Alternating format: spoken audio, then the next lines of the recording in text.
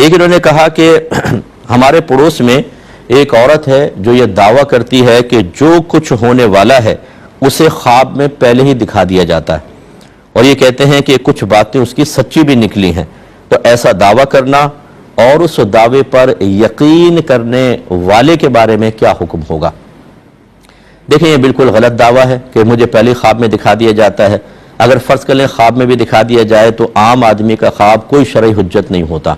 सिर्फ अंबिया अलैहिमुस्सलाम का ख्वाब ये वही इलाही की एक सूरत होती है, वरना सहाबा कराम, अहले बैत अतहार, बड़े से बड़ा वली, ख्वाब शरई हुज्जत नहीं होता। शरई हुज्जत यानी हुज्जत कहते हैं दलील को, शरई दलील नहीं होता।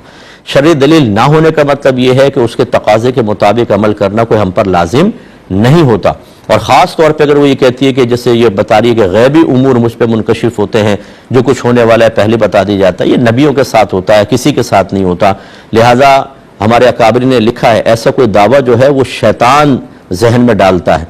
बाज़ चीज़ें जैसे कुछ सही निकली तो शैतान कुछ चीज़ों को ऐसा कर देगा, खबरें दे देगा जो उसको किसी तरह मालूम हुई तो आइंदा वैसा हो जाएगा। और इसमें जो दावा करने वाला है अगर वो सच कह रहा है, वैसे तो ये फ्रॉड होता है, अक्सर औरतों को तो फ्रॉड ही होता है, ये समझ लीजिए, बिल्कुल पक्की फ्रॉडन होती हैं ये।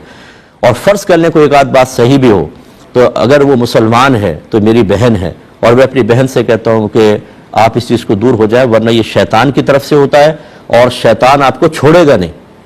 आप खुद सोचिए, एक आदमी फासिक हो, फाजिर हो, नमाज नहीं पढ़ता, क्या वो अल्लाह का इतना महबूब हो जाएगा कि बड़े बड़े मुफ्तियान कराम, उलमाए कराम, औलिया इज़ाम को ये नेमत हासिल ना हो? लेकिन उसके लिए आप खुद सोच लें कि आपका कौन सा ऐसा कमाल है कि अल्लाह ताला की रहमत आपकी तरफ मुतवज्जो होकर आपको गैबी उमूर पर मुत्तले कर देगी। खुदा को खौफ करना चाहिए। शुरू शुरू में शैतान हल्का हाथ रखता है और फिर ईमान ही बर्बाद कर देगा। ऐसे लोगों से जाके पूछना ये असल में उनकी हौसला अफजाई है और दीन के मामलात को गिरा देना है।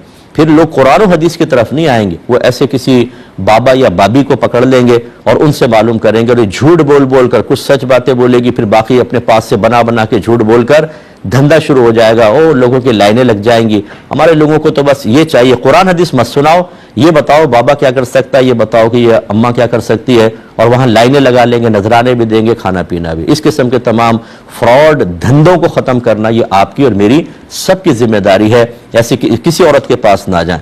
और अगर आपको फिर भी कोई ये चाहते हो कि यार चलो चेक करते हैं, चलो कर लें, जाए उसके पास और पूछें कि मेरा फला फला रिश्तेदार इस वक्त किस हाल में है, जबकि वो मर चुके हों। पूछिएगा मेरी जेब में क्या है, ये बताओ, मेरे घर में क्या है, मैं पूछ के जा रहा हूँ, मुझे कल बताना, या कल क्या होगा मेरे साथ, ये जरा अपने ख्वाब में देख के मुझे बताओ।